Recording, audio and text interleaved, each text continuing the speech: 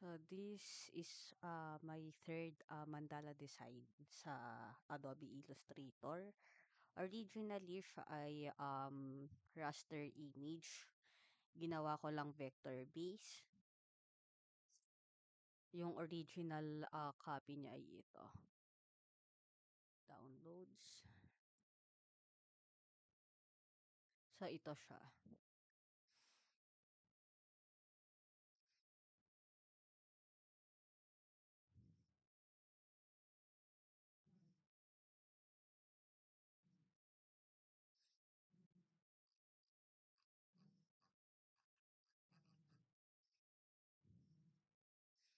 So ito naman yung digital version niya. It is a vector image kasi sa Illustrator ko siya ginawa. Ang kaibahan nito sa raster image since yung mga elements ng drawing nito na ito ay created through mathematical calculations, unlimited yung scalability niya. Kahit i-zoom nyo siya for 5,000%, makikita nyo maganda yung resolutions niya, very crisp, sobrang linaw, hindi siya pixelated.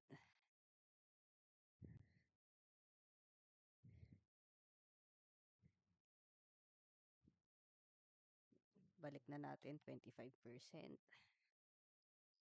Sa export na natin to.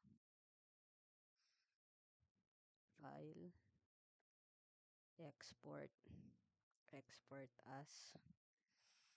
Mhm.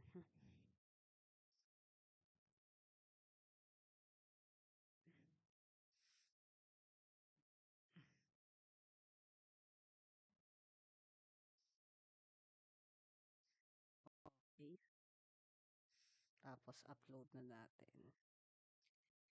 Hindi ko sure kung kakayanin siya ng Facebook kasi hanggang 10 MB lang ang kaya ng Facebook na size ng picture.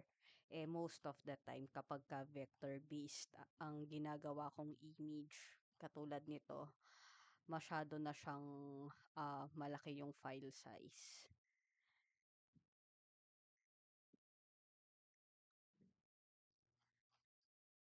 Try lang natin. Facebook.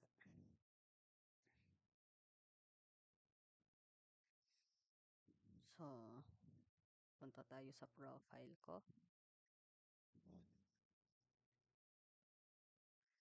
Photos. Albums.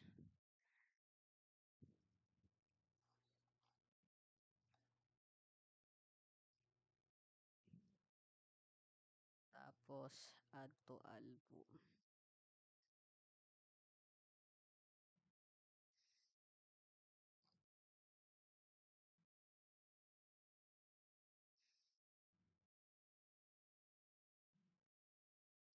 Documents, files, Adobe, digital drawings.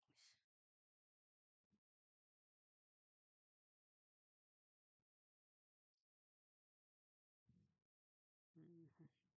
Ito.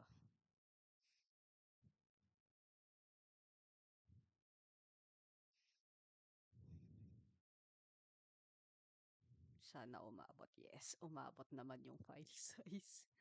Thank God. Punta naman tayo sa Adobe Stocks.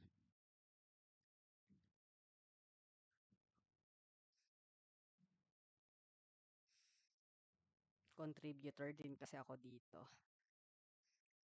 Mm, First, isave muna natin sa PC tong um, drawing ko kasi madalas nagsisave ako ay sa Adobe Creative Cloud account ko.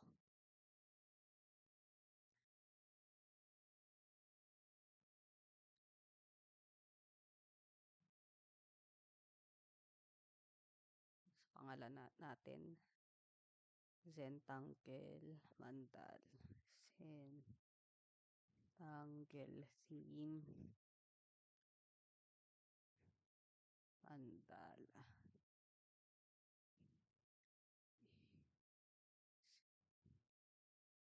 Tapos ang gagawin natin, i-okey muna, upload, browse.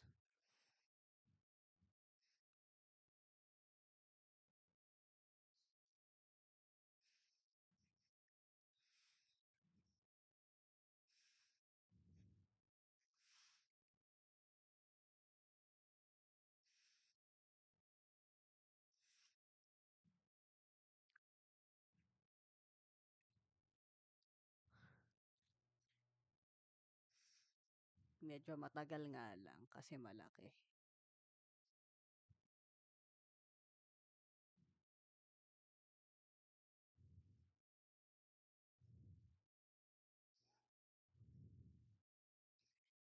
So dito, ilagay nyo lang recognizable people or property, i-no nyo lang. Dito sa part na 'to, ilalagay nyo lang kung siya ay created using generative AI tools or kung siya ay icons, which is hindi naman pasok sa category na 'to kaya hindi natin i-check. Tapos yung title, pattern, design, art, wallpaper. Hindi siya wallpaper eh. Decoration, floral, vector, illustration, decor, color, vintage, geometric, colorful, orient. Floral, fabric, mandala, add all, ah, tapos submit.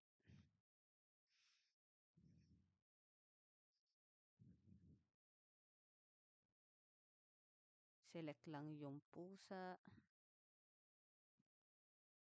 verify, submit.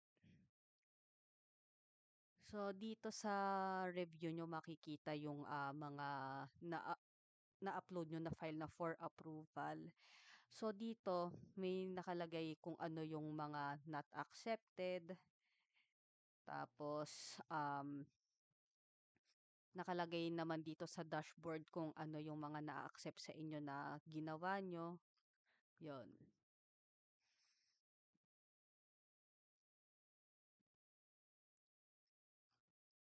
So far sa sa month na to, wala pa akong benta.